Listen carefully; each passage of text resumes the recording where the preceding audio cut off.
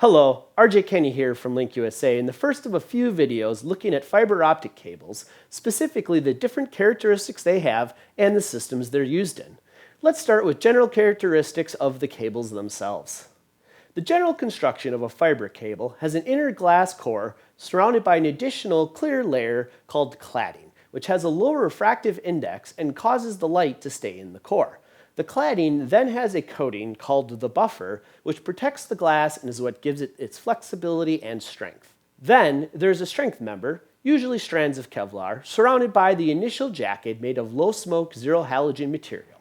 For harsh conditions, additional PVC and/or polyurethane jackets can be added for additional ruggedness. Next, there are two primary types of fiber optic cables, single mode and multi-mode. Multi-mode has a fiber core diameter of 50 or 62.5 microns, while single mode has a diameter of 9 microns. The real difference is how the light passes through the fiber. Multi-mode fiber works by the light bouncing side to side off the cladding around the core, whereas single mode is a straight shot through the center of the core. What does this mean to us? The biggest difference is that the attenuation of multi-mode fiber is much higher than single mode fiber, 1 dB per kilometer versus a quarter of a dB per kilometer.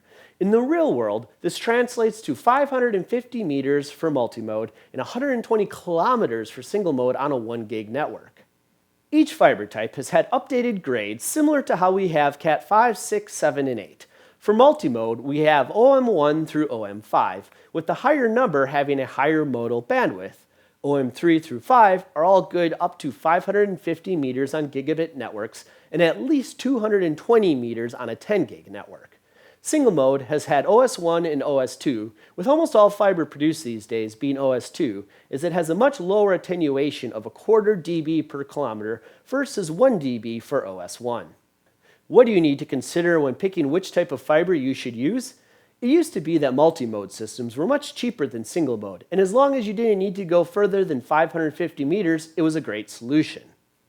Nowadays, the cost difference between single mode and multi-mode systems are pretty nominal, and as we start to see faster 25, 40, and even 100 gig networks, the distance and bandwidth limitations of multi-mode will start to be a problem in portable applications like entertainment and broadcast.